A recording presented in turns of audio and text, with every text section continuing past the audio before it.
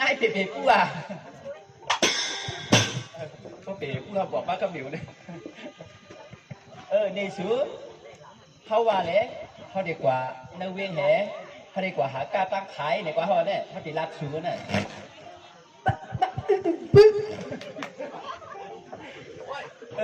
แต่ว่าปั๊บเหงื่อกว่าใช่ไหม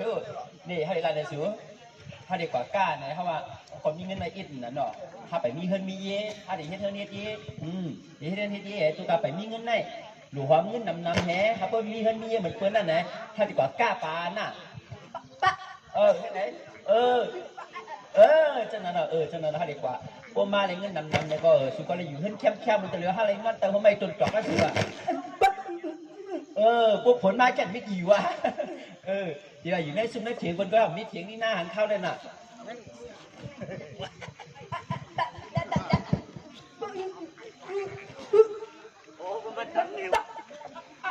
อีหังปั๊บเนี่ยมันจะหนีที่เดียหังชัวอีหังนั่น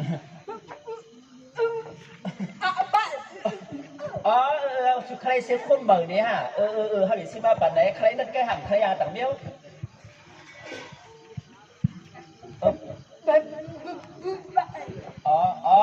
เขาดิซิมาไหนเขาดิซิมาปันสุริยไม่จ่ายเลยน่ะเพราะนั่นเนี่ยเขามันเนี่ยเขาดีกว่าเขาดีกว่าเฮือนที่เฮือนผูกเกี่ยวเขาอินเนี่ยก็ตีกาย้อนกูเอาเงินอินเนี่ยเขาก็ไม่ไปอินเนี่ยก็โฮมลอกกันเนี่ยเขาก็ซื้อปันเราดีกว่าใครปันเราน่ะเพราะนั่นเลี้ยวนั่นสีข้างแว่นมันเนี่ย这个过来ถุนเอาจี过来别人把手好好金掏到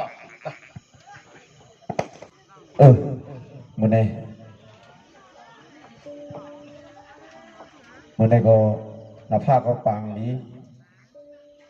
นั่นเลยมันเหี่ยวนะเฮือนแน่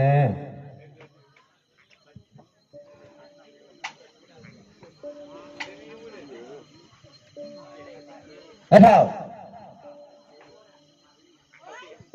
สวยอย่างนั้นนะเฮือนออกมารู้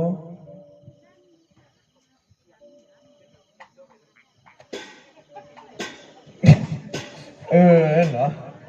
อีสังอ่ะเขาอังตือปางสูเขาวันนี้นี่เพราะว่าอยู่เพื่อนก็อยู่หลายๆแกเพราะว่าเขาเด็ก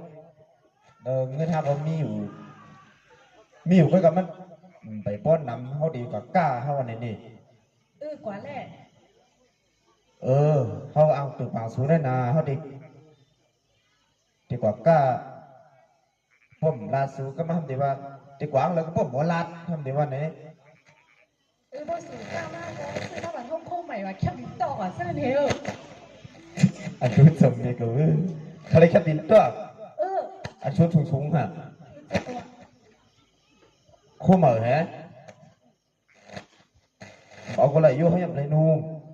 อย่าไปลืมแคบลิ้นต่อเวลาโค้งใหม่ได้เป็นทั้งเขาเดี๋ยวชื่อมาเป็นสุดเลยอย่าลืมนะ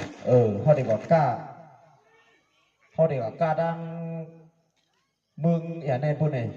ดังตอกกี้ปุ่นนี่สวยเฮ็ดทางนั่นน่ะฮัลโหลเขาหมดทางงงงได้หรอเฮ็ดทางของตันต้วงเหรอจะได้ยากกินจะได้ยากกินว่าจะได้กินข้าวขนาดนี้นี่ก่อนฮิตโหลว่าสมองก็เธอสามารถเย้าเขาให้หมอแน่นอนพวกไหนก็เขาเดี๋ยวมือนั่งในเขาเดี๋ยวมือตุ้ยครัวอันเขาเดี๋ยวเอากวางพวกกาเขาเดี๋ยวแย่หาไปเขาเดี๋ยวหาเปล่าเขาเห็นมือแย่ปันไหม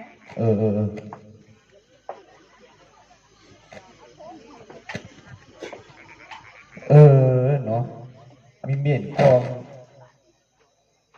ขาสัมเปียงกันฉบับอะไรแค่ติดตัวคือขยับวะ